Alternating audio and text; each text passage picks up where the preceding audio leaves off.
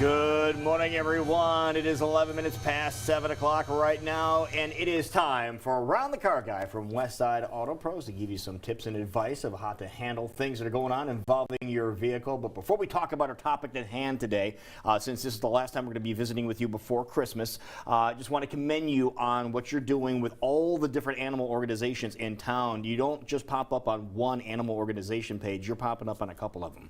Well, and thank you. that is really cool what you're doing. I saw the Tree of Life. Looks like it's rather full, which is nice. Yeah, we are doing the Tree of Life for the Animal Rescue League. You can bring in pet food, supplies, tuna, peanut butter. We won't eat that. It's actually for Hot the pets. dogs are on the list. They are on the I list. saw that on your site yesterday, and I didn't expect to see that. I was going to ask Stephanie if that was on the list for the volunteers of the ARL or if they actually use them.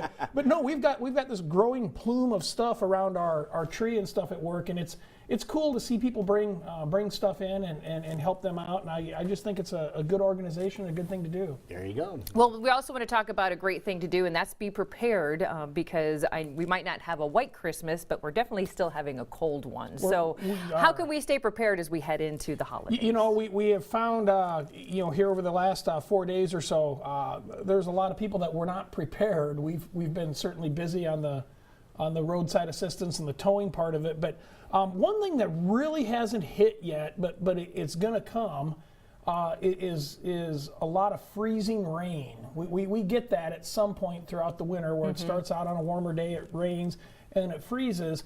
And the common things that we see with that is doors won't open on a car. Right. And initially, people will say, "Oh, my locks are frozen. My locks are frozen." But when you think about it, the three of us didn't put a key in a lock today. I mean, we're using our remotes and stuff, so it isn't typically the lock that freezes. It's oftentimes the door handle, the latch, or very common is actually where the door meets up against the car. The whole seal? Yeah, it freezes around there, especially if we get like that heavy driving rain. So a couple of things to keep in mind. I mean, the one thing that we see the most right after that is this item right here, which is the door handle. And you can feel that, Lou. That's plastic. Yeah, these used to be made out of metal. Exactly. A long time ago. Exactly. No longer. This is all plastic. Yep. Plastic, as you can see here, both sides. And so the thing to not do is this part here is not made to pull your door open when it's frozen. I mean, that's what you're going to grab and try to pull it open. Right. This will break off. And I mean, you're looking at $50 to $100 to fix this. Yeah, and look at the small little area right here. That's all the plastic between you and a broken handle. Exactly, exactly. What we see is cars come in and this part's missing. Well, what are you supposed to use as a lever? Because basically that's the only thing you can grab onto. That's a great point, because this is the only thing to hold on to, and it's probably the weakest thing on the whole door. But what will often happen is, like I said, it freezes where the top of the door or the side of the door fits up against the car. Where they meet. Exactly. So you want to make sure that that frozen part is broken, and you want to be careful not to damage the paint. You could certainly use a Westside Auto Pros ice scraper. Something plastic, that isn't going to scratch stuff that you could get down in there and just work it a little bit. I mean, don't pry because now you're going to bend the door. Now, are you trying to break the freeze on the seal itself? Or yes. Is that the deal? Between the door and the body. Okay. Yeah, absolutely, absolutely. And then you can do some preventive maintenance as well. And that certainly would be, I mean, if it is your lock that's frozen, and this isn't unique to just your car. I mean, this will work on your house. If you've got one of those like community mailboxes that you go to and it faces the north like mine does, why would they make it face the north? I don't know. But anyway, the rain drives in there and it freezes and stuff.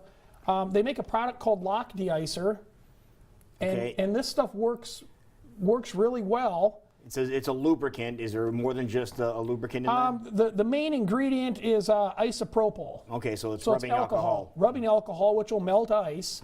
So you can spray this in the lock if it's a lock problem. But like we said, oftentimes it's not the lock. It's around the seal. We're going to want to get something in there, try to break that loose. The other thing, when you open your door and look at the side of it, this is actually the latch. And this is really the only part here that you see. The rest of it's behind the door. Right. So going into wintertime, it'd be a great idea to take a lubricant, some WD-40 or something, and spray it in here on this latch. I mean, this is all metal. There's a lot of moving components. The lock is built into this, and that will repel moisture. Okay, I was going to say, what does that do besides just to make the parts easier to move? The more important thing is it's going to help prevent the moisture from accumulating. Absolutely, water won't stick. It'll repel off, kind of like Aquapel on a windshield. And so when the water doesn't stick and can't get in here to freeze, then the latch won't freeze up.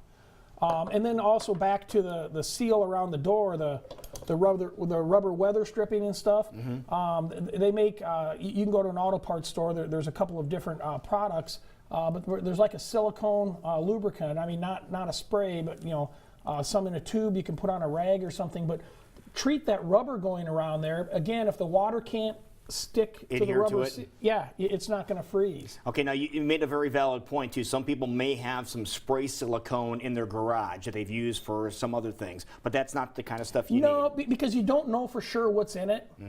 There might be something more than silicone that's going to cause that weather strip, that rubber seal, to deteriorate. Just get something that's safe for weather stripping. I mean, they make products for that. All right, so that'd be the safe thing to do. But some nice preventative things to do before we get that freezing rain that could definitely be in our forecast anytime soon. Correct. Okay. And the other thing to keep in mind, probably not a good idea, is the hot water, pouring that on the, I mean, it'll melt the ice, so the door opens, but it's also hard on the glass. It's not, they will break. Oh, won't they? yeah. If it's cold enough. Yeah, we've had windshields. People come in, we've replaced windshields. Really? Yeah, it was all iced up, and they said I carried hot water out and poured on it, and it cracked the windshield. Now you're replacing something else. Of course, the crack in the windshield pops the ice off, so then it'll work. Yeah, the ice did come off. Yeah, there's no question. But now you need glass. Now, what about in a situation, maybe they don't have access to the lubricants like this or the de-icer and their lock is frozen with a hairdryer? Would that do anything for you, or is that? Yeah, I would be careful with huge temperature changes. Probably the best thing out there, we talked about the main ingredient here was isopropyl alcohol. Isopropyl rubbing alcohol. Yeah, rubbing alcohol. I mean, it's 67 cents a big bottle. Yeah. Right. But when in doubt, the best thing to do is contact a professional, and we want to make sure everyone has your information, including that emergency number, in case they get into a sticky situation. We've been using the emergency number a lot lately. Yeah, put this number in your phone, seriously. In case anything does happen, it's easier to have it and just say, call around the car guy, and 309-1911. Absolutely. Easy number to remember. 24/7. Okay. And if you have any other questions with what's going on and want to winterize your vehicle in any other way, I'm sure you'll be answering questions too, won't you? AskAroundTheCarGuy.com has been a popular avenue for questions coming in, or you can just call or email me at the shop. I'm here to answer questions. Wonderful. Love it. Excellent. Well, Around the Car Guy, have a very happy holiday, my friend. You guys do the same. Thank you, Ron. Thank you so Merry much. Christmas. Merry Christmas. Ho, ho, ho. It is